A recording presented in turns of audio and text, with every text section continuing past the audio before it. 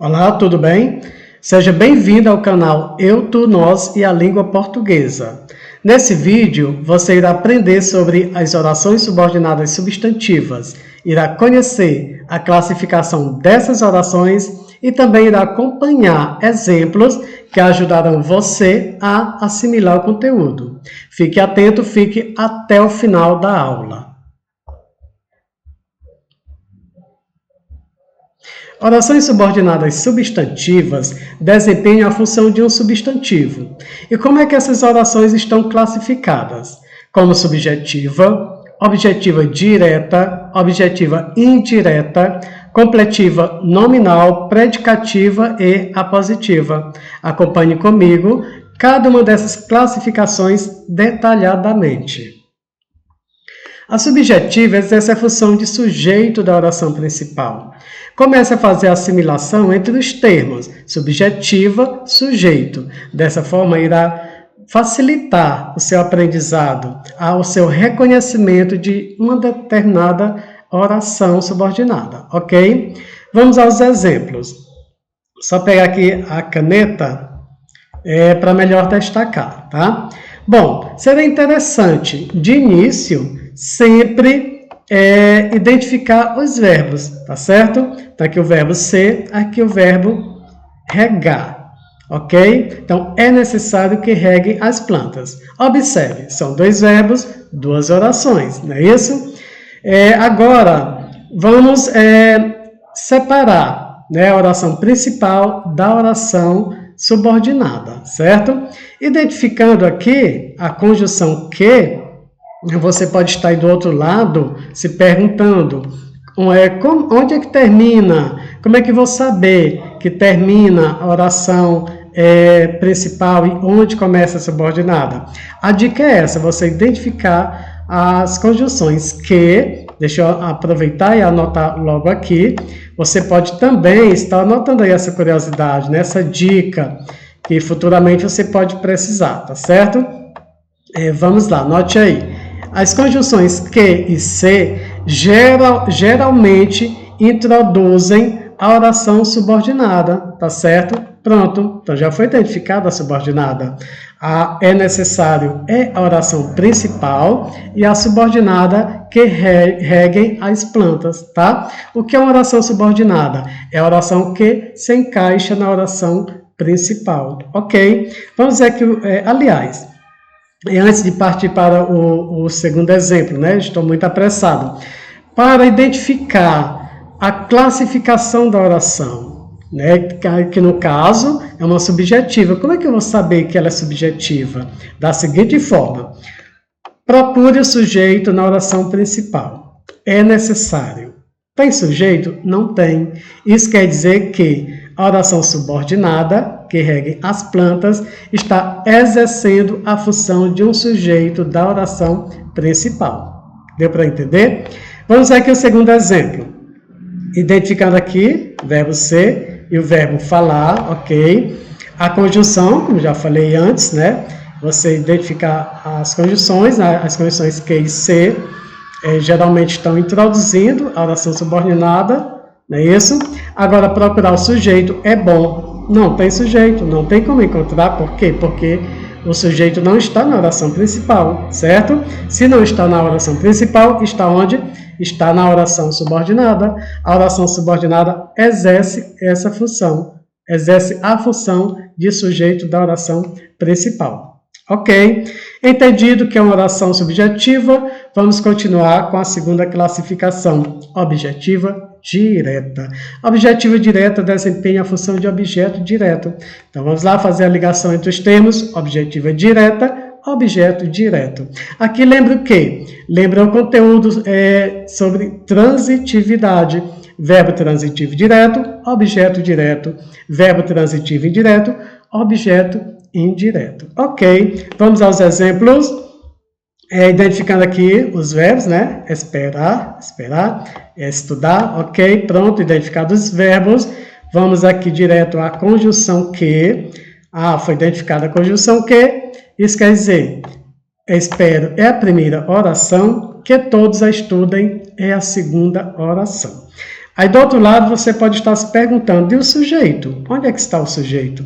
Nesse caso você vai ter que lembrar lá dos tipos de sujeito, tá? Sujeito simples, composto, indeterminado, desinencial. Aqui, esse exemplo tem um sujeito desinencial, ou oculto, como você queira chamar, tá? Então, eu espero.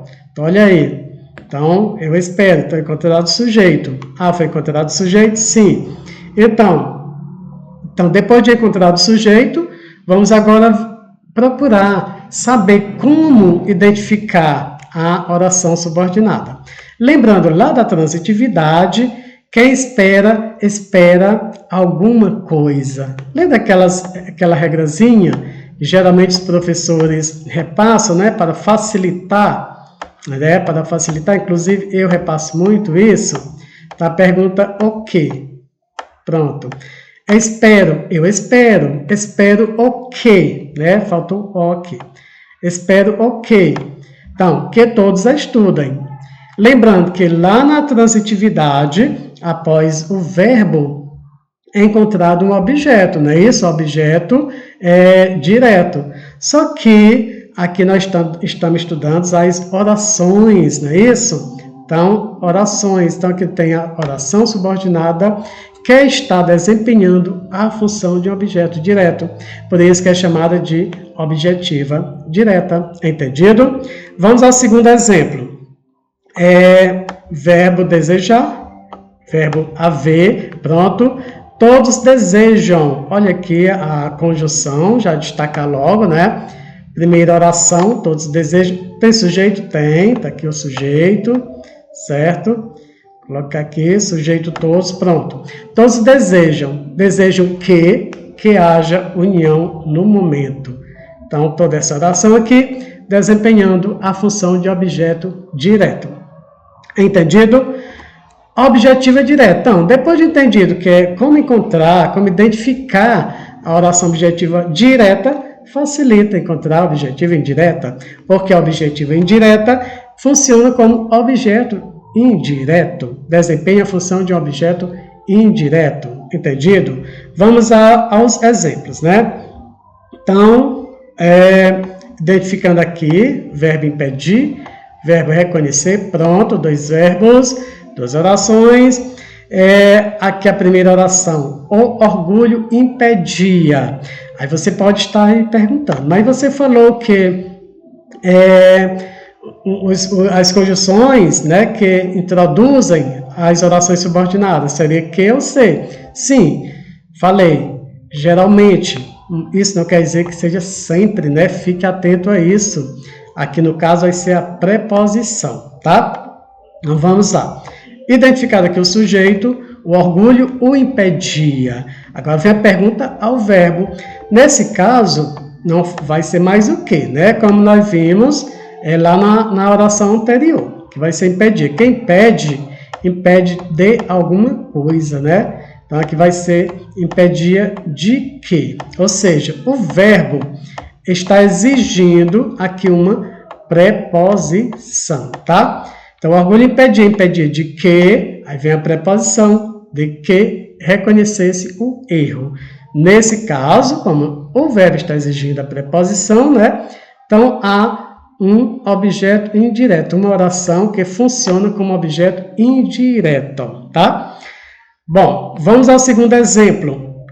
Minha irmã não gosta. Aqui os dois verbos, gostar e falar, tá certo? A preposição de, bem juntinho aqui da conjunção, não é isso? Então, minha irmã não gosta. Então, sujeito minha irmã. Vamos fazer a pergunta. Quem gosta, gosta de alguma coisa. Ou quem não gosta de alguma coisa. Então, minha irmã não gosta de quê? Né? Então, de que falem bobagens. Então, mais uma vez, a oração funcionando como objeto indireto. Portanto, é chamada de objetiva indireta. Entendido até aí? Ok, tudo bem? Vamos então à completiva nominal, né? Continuando aqui nossa aula com a quarta classificação das orações subordinadas substantivas, agora a completiva nominal. Ela exerce a função de complemento nominal, ou seja, ela vai ser um complemento de um substantivo, de um adjetivo ou ainda de um advérbio, tá? Vamos aos exemplos. Tenho convicção, olha aqui, a preposição, tenho convicção. Tenho convicção. Então, tenho convicção de quê, tá?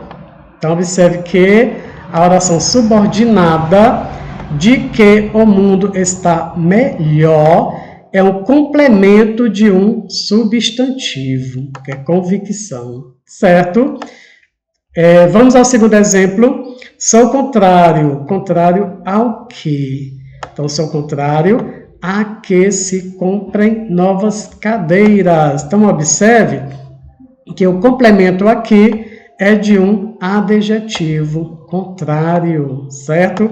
E aí, por fim, opinei favoravelmente. Favoravelmente ao que? A que o elegessem.